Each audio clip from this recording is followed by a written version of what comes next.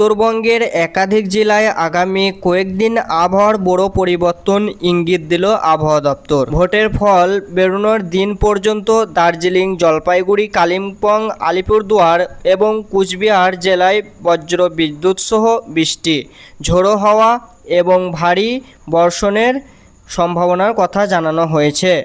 বেশ কিছু জেলায় ঘন্টায় 40 থেকে 50 কিলোমিটার বেগে দমকা হাওয়া বইতে পারে বলেও সতর্ক করা হয়েছে। কলকাতাতে বজ্র বিদ্যুৎ সহ ঝড় বৃষ্টির সম্ভাবনা রয়েছে।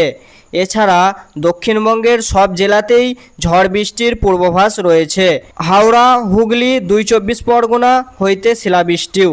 বুধবার উত্তরবঙ্গের অধিকাংশ জেলাতেই হালকা থেকে মাঝারি বৃষ্টির সম্ভাবনা রয়েছে। তবে জলপাইগুড়ি, আলিপুরদুয়ার এবং কুচবিহারে 1 বা 2 জায়গায় ভারী বৃষ্টিপাত হতে পারে। পাশাপাশি উত্তরবঙ্গের সব জেলাতেই বজ্রবিদ্যুৎ সহ বৃষ্টি ঝড় সম্ভাবনা রয়েছে। ঘন্টায় 40 থেকে 50 কিলোমিটার বেগে ঝোড়ো হাওয়া বইতে পারে।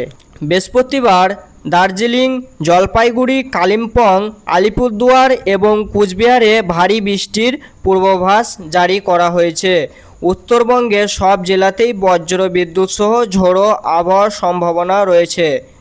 আবহাওয়া দপ্তর জানিয়েছে, হাওয়ার গতিবেগ ঘন্টায় 40 থেকে 50 কিলোমিটার পর্যন্ত পৌঁছাইতে পারে।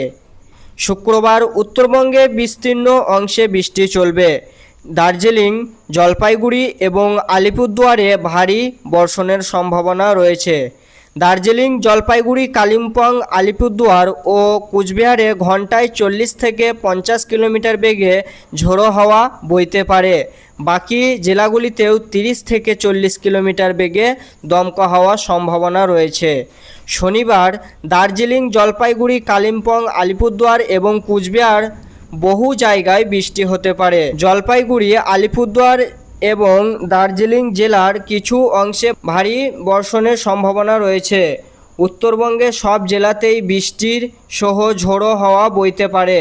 হাওয়ার গতিবেগ ঘন্টায় 30 থেকে 40 কিলোমিটার হতে পারে বলে পূর্বাভাস জানিয়েছেন। দার্জিলিং, জলপাইগুড়ি, কালিম্পং, আলিপুরদুয়ার এবং কুচবিহারে বজ্র বিদ্যুৎ সহ ঝোড়ো হাওয়া বইতে পারে।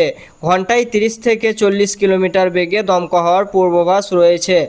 আবহাওয়া দপ্তর জানিয়েছেন, বজ্রপাত সম্ভাবনা রয়েছে। কাঁচা বাড়ি, অস্থায়ী কাঠামো এবং গাছের ডাল ক্ষতিগ্রস্ত হতে পারে।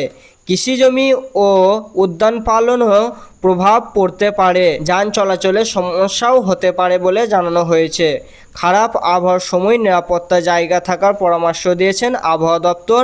বজ্র বিদ্যুতের সময় গাছ, বৈদ্যুতিক খুঁটি বা দুর্বল কাঠামোর নিচে আশ্রয় না নেওয়ার নির্দেশ দেওয়া হয়েছে।